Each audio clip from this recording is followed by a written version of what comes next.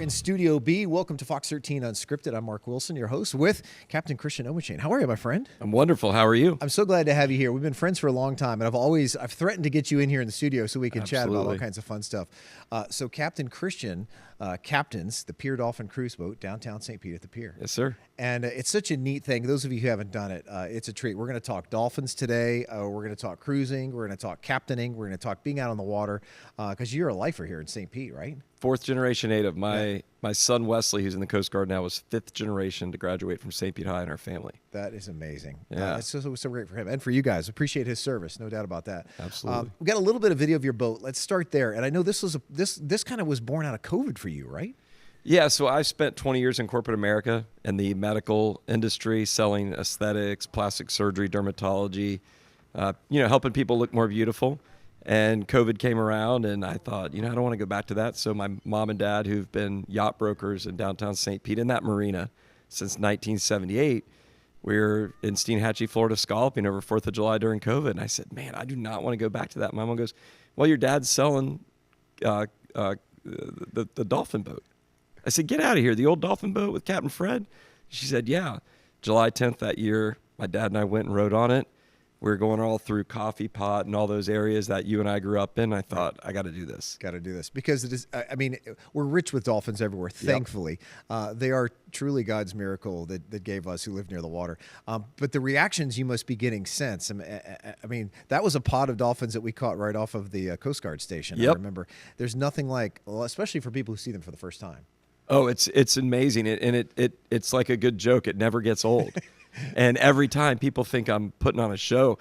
We just had yesterday, we had one swimming on the side of the boat, jumping, about 1,000-pound male named Whitehead, because I've named about 20 of these dolphin. I love these stories. You've named them. Yeah. Okay. So dolphins have a dorsal fin is like a human fingerprint. Right. So we have Notch, Chip, Whitehead, who's always by the seawall at Vinoy, and a bunch of others.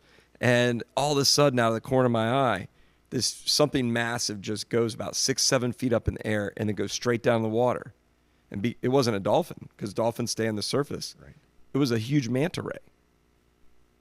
So everything's always news out there, and it's pretty wild. But when you see the look on kids' faces or adults or elderly that have the look of kids on their, the same look that a child would have on their face when they see a dolphin.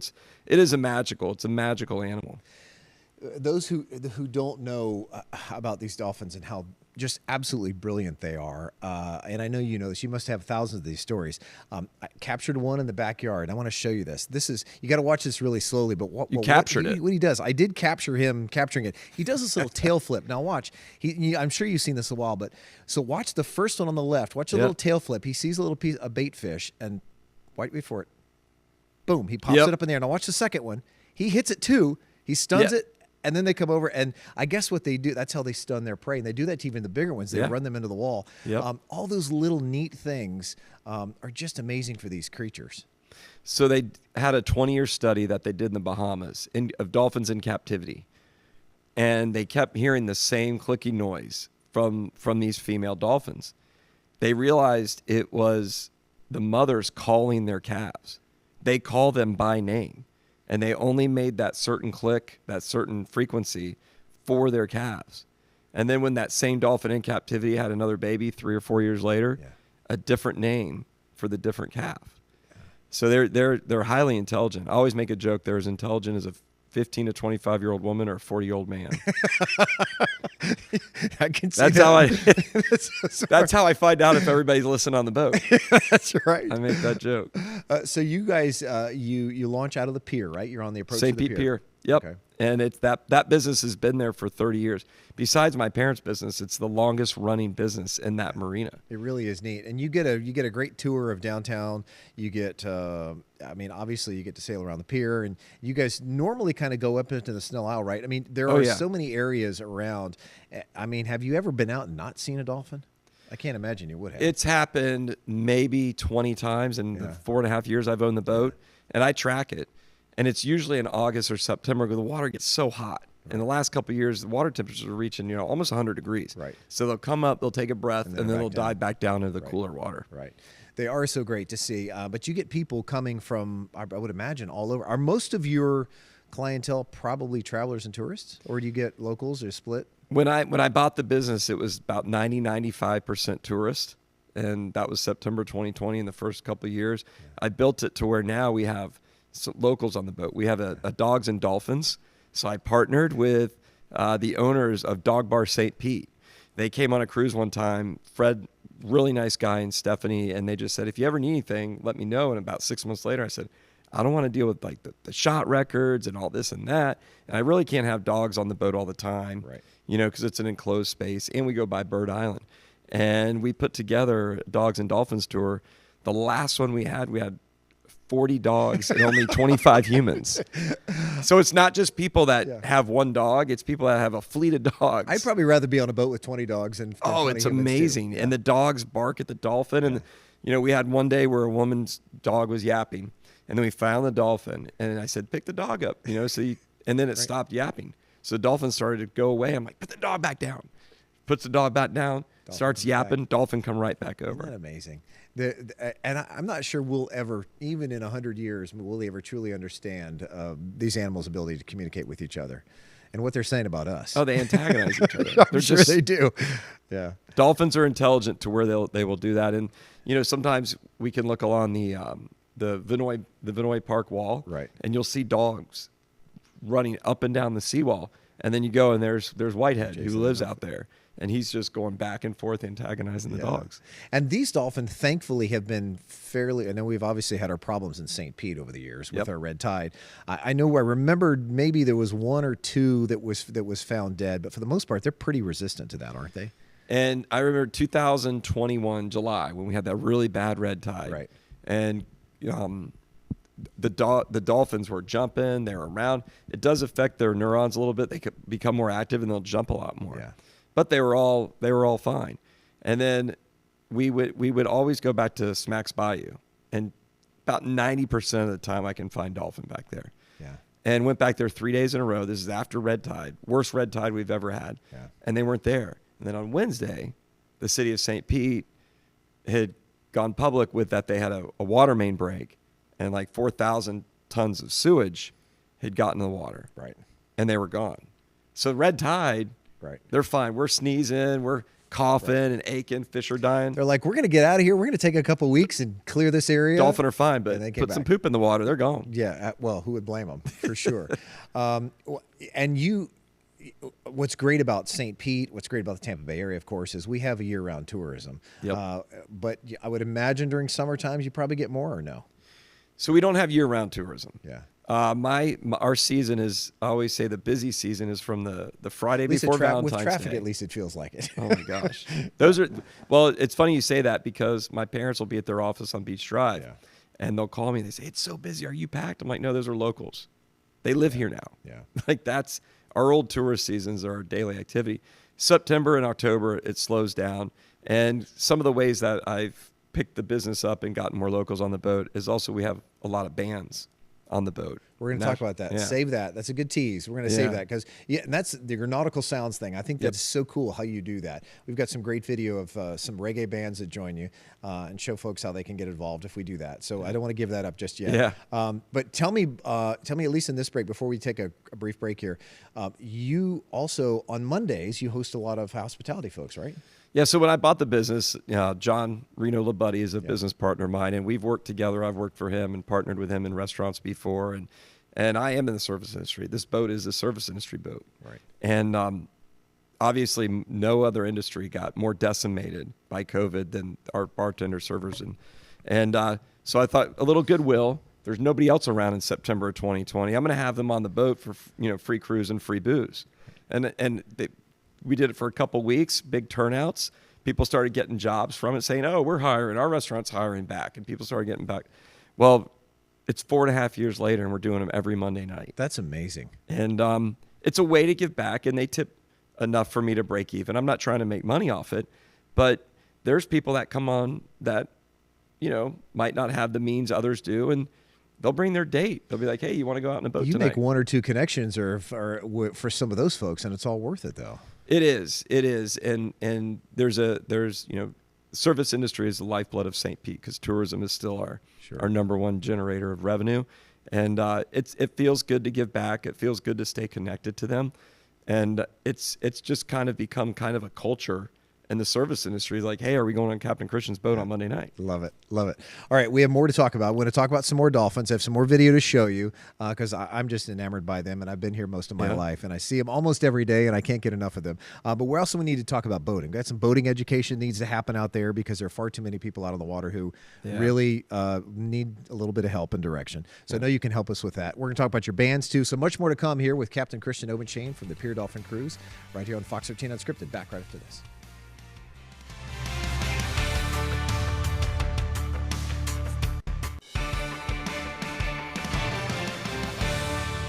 And welcome back to Fox 13 Unscripted. We're talking boating, we're talking dolphins, we're talking all kinds of fun stuff, living out on the water. Captain Christian Obenshain with Pier Dolphin Cruise. Thanks again for coming in and chatting. Thank you. Thanks for having me. I have this cool piece of video that as many times as I've been offshore, I like to go offshore as well. As much as I love our bay and our inland waters, I do love to go offshore. And it happened about a year ago, and we were cruising probably, good 20, 25 knots when somebody happened to say, oh, look off the bow. Who knows how long they'd been there. But look at this pod of these spinner dolphins and they're bigger and they have these stripes on them. And we couldn't get enough of them. And they sat here with us for like 20 minutes. And this one rolls over and just kind of looked at us. Beautiful. They're such gorgeous creatures. Now, we don't really I've never seen them inland. They don't come too far inland, do they? No, they're not the spinners. No. Yeah. We have the Atlantic bottlenose dolphin, which I might rename the American bottlenose dolphin. Yeah, you can have the emails. So you guys are going 25 miles an hour here? Well, we probably slowed down once we saw them, but they were on us. I mean, we were putting out a good wake. Probably, they just kept on going with us, and they weren't jumping, and they weren't even on the surface, which was neat. He would just come up here and there. Their optimal is like 10 to 11 miles an hour. That's probably about what we were doing once we saw them. But they're always amazing, and that's why. And you can see that blue water. That's probably about 100 feet of water, maybe 40 or 50 miles out. I love where we live. But they're incredible. They're incredible. So back to your boat. So if you haven't seen a dolphin, or if you haven't seen pods of dolphin, the Atlantic bottlenose dolphin, can't see the spinners on your boat. Maybe one day. Who knows? Who knows where this goes? But you run your Pier Dolphin Cruise out of the pier, of course. Yep. But you've had some neat visitors, and you sent me this video, this YouTube star when Blippi came by. Now, who is he, and how did this happen? This is a riot. So when I bought the business, my youngest daughter is in kindergarten. Yeah. This is the fourth largest earner on YouTube, and he's like a modern day, maybe the Pee Wee Herman. Sure. Sure. And he's got a squeaky voice, and so they called me about 10 minutes literally after I closed on the business. I was on a Friday. I was driving from the bank down, and they said, "Oh, we have this show, and we're going to come in there in the spring and film stuff." And we spent an entire day on the water, and at the dock filming all this. And I think it's got about 11 million views. It's been there's somebody last week from Vermont. Their kids saw this, and they said, "Let's go to St. Pete, right, and we'll go on this boat." Because Blippi was there. The kids, that's how they formulated where they were going to travel to. So many people have bad things to say, unfortunately, about social media, but this is one great way. You were wise enough, thankfully they found you, but you were wise enough to not say no and say, hey, let's do something together. And now they're bringing folks in to the Tampa Bay area. It's a cool thing to get exposed to. With you're in television, you've done it your whole life, and see how they film that. And we spent 90% of the time at the dock filming all of the segments. I've always had a marine biologist either on staff or a consultant, and we have Eckerd College. A lot of brilliant kids graduate from Eckerd, and they come and work for me. And so that's usually his episodes are 10 or 12 minutes. But we had the boat aspect of it, and then we also had the marine biology aspect of it, so it was a 22-minute episode. And you're talking about a kindergarten audience. You're teaching all that too, which is really awesome. All right, so when you're not when you don't have Blippi on board, and when you are chasing dolphins, or sometimes you have bands on board with nautical sounds. This is a riot. And this is Pepper, right? Yep, the band Pepper, world-class touring band. They've been around for about 20 years. They're one of the biggest Southern Cal reggae bands.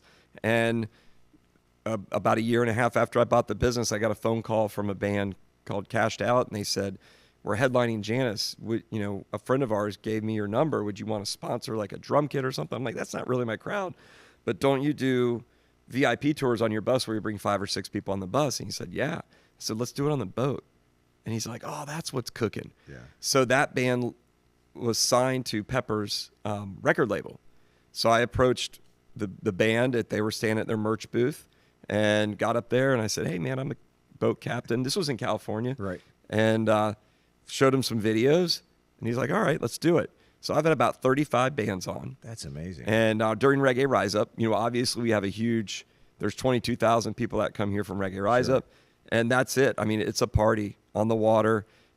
You get to see your favorite band, only 40 people on the boat. So you hang out with them on the way out. They play a set, and then you hang out with them on the way in. It's a neat experience. It's hard to describe the boat because what's your boat capacity? 49. 49. So it's a small boat.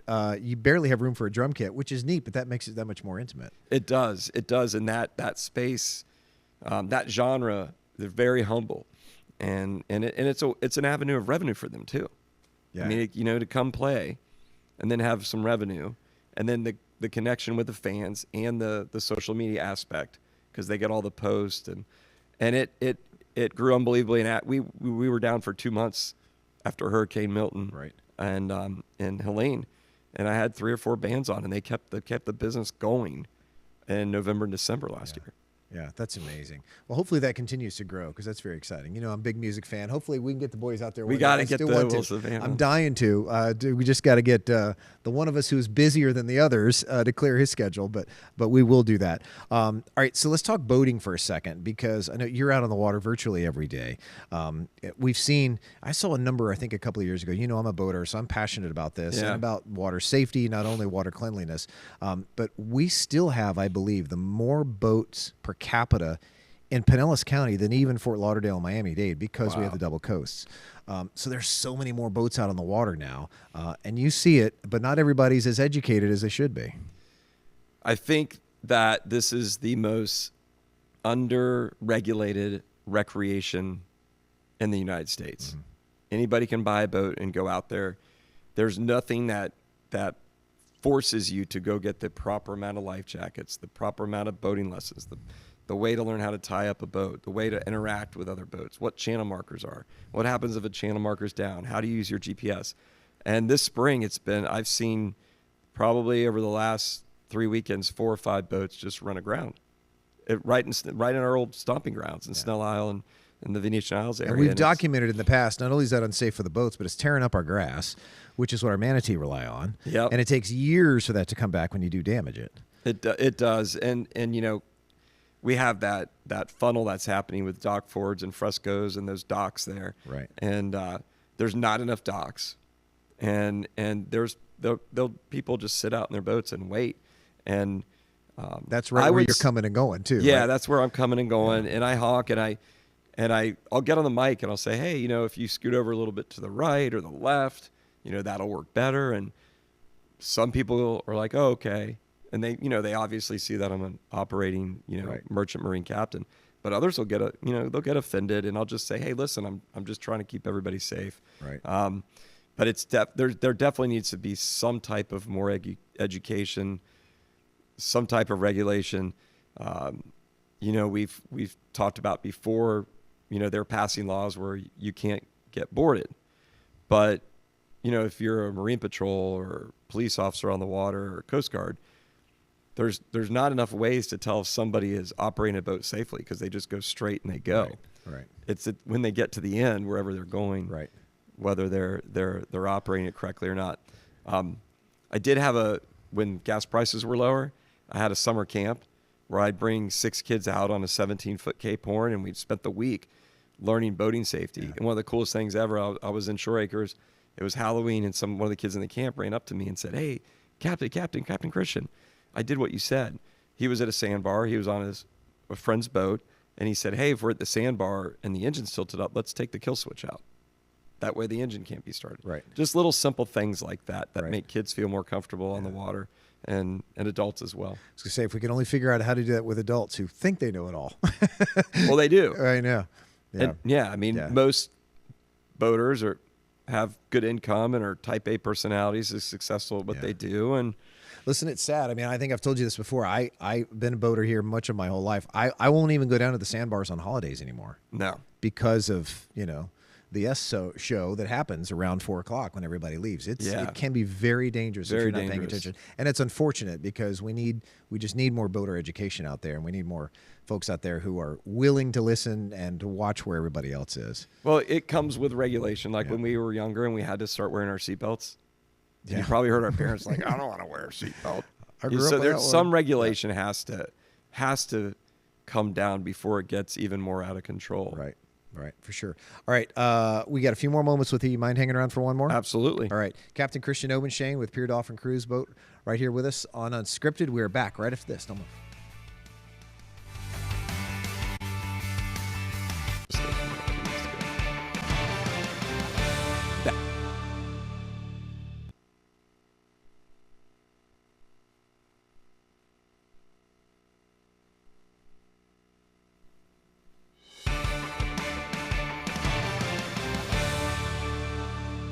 We were just talking about boating. Captain Christian Obenshain with Pier Dolphin Cruises. I know you said Egmont did open, thankfully, a week or so ago, so that's great. I'd be remiss if I didn't ask you. I don't want your thoughts on the ferry crash because I know neither of us is directly related to it, and we don't know what happened. We were not there.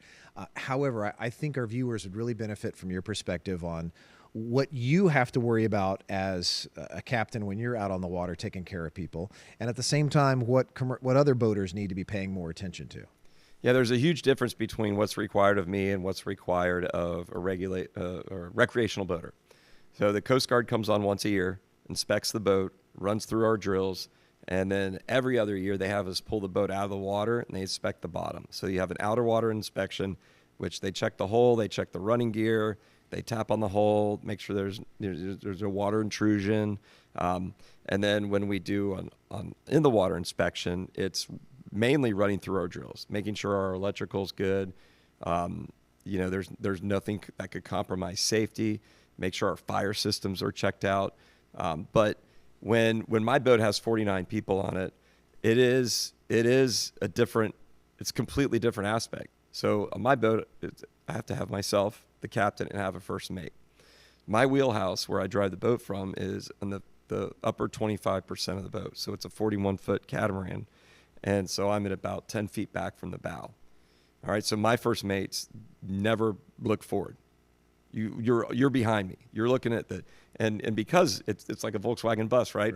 Most of the passengers are in the back. Right. And if anybody's in front of me, they're within an arm's distance.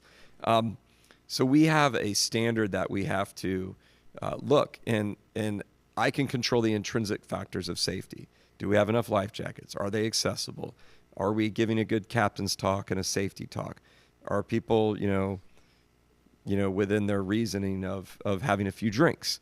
But it's the extrinsic factors that we have to pay attention to. Other boats around us, and I have a responsibility even to monitor the radio while I'm doing a narrated tour and we're entertaining people. If there's any other issues going on, there's safety issues that I need to respond to. Right. So it's a lot going on. It's good for someone with ADHD because I can pay attention to everything. Yeah. But we're not just driving the boat. Now, a recreational boater, if I have an interaction with a recreational boater, typically they don't have the knowledge that I have. And so I use those opportunities to try and educate them. But it is a massive undertaking to keep 30 to 45 49 people safe on a boat while looking for dolphins, because we guarantee dolphins. And, I tell all my employees, it's safety, dolphins, fun, right? Safety, dolphins, fun. If we could do all three of those, our tourists and our locals have a good experience. Yeah. And, but I don't particularly like driving the boat at night. Yeah. Because your visibility goes from 5 to 10 miles to 400 or 500 feet. Happens quick. Yep. And only if there's a light on. Yeah, sure. Captain Christian Obenshain, thanks so much for coming in. We appreciate your thoughts. Pier Dolphin Cruises, music as well. So is it Pier Dolphin Cruises? How do we find your site? So Pier Dolphin Cruises is on social media. It's pierdolphincruises.com. Okay. For all the music, it got so big we had to separate it. So it's nautical-sounds.com. Nautical-sounds.com. All right, rock and roll on the boat. Thanks so much for coming. Thank you. And thank you for joining us. For Captain Christian Obenshain, I'm Mark Wilson here, Fox 13 Unscripted. We'll see you on TV.